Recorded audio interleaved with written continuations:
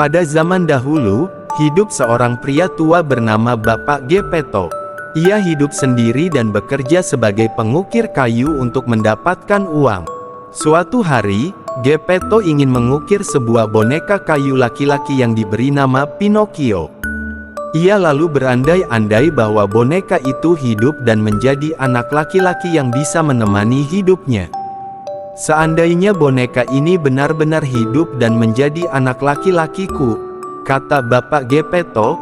Bapak Geppetto tidak tahu bahwa kayu yang digunakannya untuk mengukir Pinocchio adalah kayu ajaib.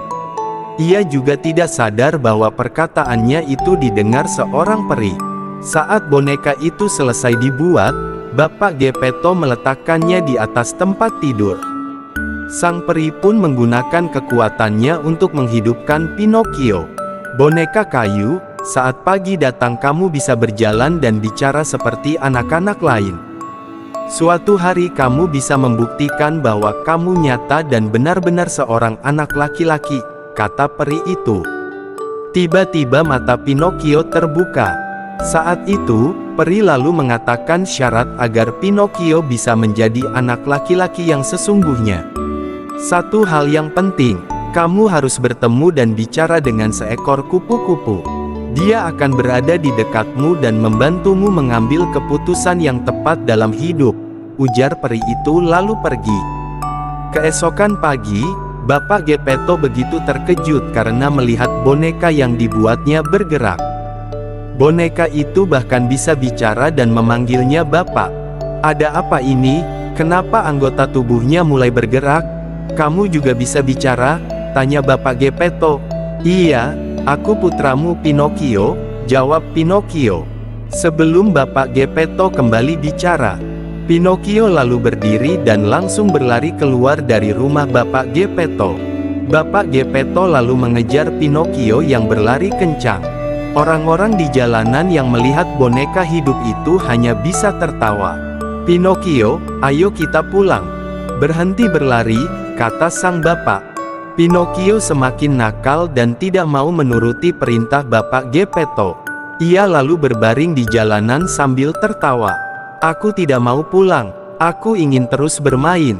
Aku tidak ingin terkurung di rumah saja, kata Pinocchio pada Bapak Geppetto. Pinocchio yang nakal akhirnya pulang ke rumah setelah berkeliling kota dan berbuat nakal. Ia pulang ke rumah karena lapar. Suatu hari, Pinocchio meminta untuk didaftarkan ke sekolah. Ia ingin seperti anak-anak lainnya yang belajar di sekolah. Bapak Geppetto menyanggupi keinginan Pinocchio ini. Meskipun dia tidak punya uang untuk membeli buku sekolah untuk Pinocchio, Bapak Geppetto lalu berusaha dengan keras mencari uang untuk anaknya sekolah. Ia terpaksa menjual jaketnya yang sudah usang untuk dibelikan buku pelajaran. Sekarang kamu bisa pergi ke sekolah Pinocchio, katanya. Keesokan harinya, Pinocchio pergi ke sekolah ditemani kupu-kupu. Dalam perjalanan ke sekolah, dia mendengar suara musik dan ternyata sedang ada pertunjukan boneka. Untuk bisa membeli tiket pertunjukan, Pinocchio menjual buku sekolah yang dibelikan Bapak Geppetto. Sebelum menjualnya, dia telah diperingatkan kupu-kupu untuk tidak melakukan perbuatan itu.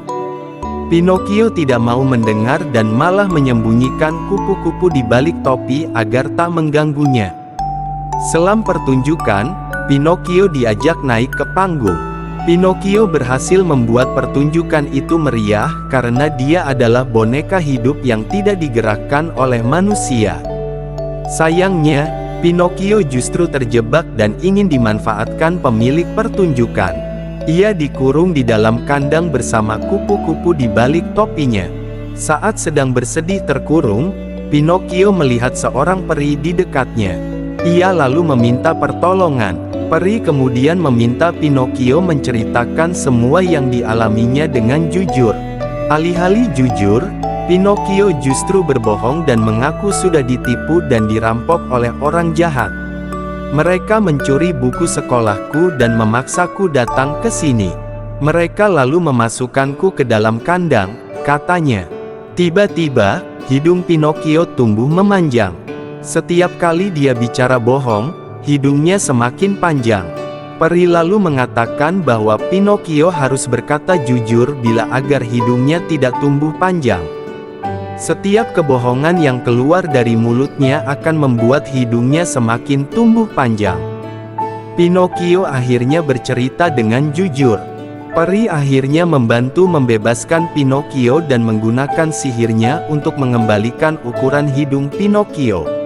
Setelah bebas, Pinocchio tidak langsung pulang melainkan kembali berbuat nakal. Namun, lagi-lagi Pinocchio diselamatkan peri. Saat perjalanan pulang, Pinocchio tiba-tiba terjebak di lautan. Ia lalu dimakan seekor hiu besar. Di dalam perut hiu, dia melihat sosok Bapak Geppetto. Keduanya lalu saling berpelukan. Pinocchio dan Bapak Geppetto berusaha mencari jalan untuk keluar dari perut hiu. Pinocchio lalu mendapatkan ide untuk membuat api unggun di dalam perut hiu. Idenya pun berhasil dan mereka keluar dengan dorongan yang keras dari perut hiu. Bapak Geppetto yang tampak lemah lalu digendong Pinocchio saat kabur dari perut hiu. Pinocchio merawat Bapak Geppetto sampai pulih. Terima kasih Pinocchio. Berkat kamu, aku bisa kembali pulih dan sehat, kata Bapak Geppetto. Setelah sampai di rumah, Pinocchio kembali didatangi peri dalam mimpinya. Peri memuji Pinocchio yang berhasil menyelamatkan Bapak Geppetto. Kamu telah membuktikan sebagai anak yang berani dan sekarang kamu telah menjadi seorang anak laki-laki yang sesungguhnya, kata peri. Keesokan hari saat Pinocchio terbangun, dia mendapati tubuhnya sudah berubah. Tubuh Pinocchio sudah menjadi tubuh manusia, bukan lagi kayu. Ia lalu berteriak dan memeluk Bapak Geppetto sambil menangis. Lihat, aku sekarang benar-benar menjadi anak laki-laki, katanya. Bapak Geppetto pun bahagia melihat Pinocchio kini sudah menjadi anak laki-laki sesungguhnya. Sejak saat itu, keduanya pun hidup bahagia dan Pinocchio tidak pernah lagi berbuat nakal.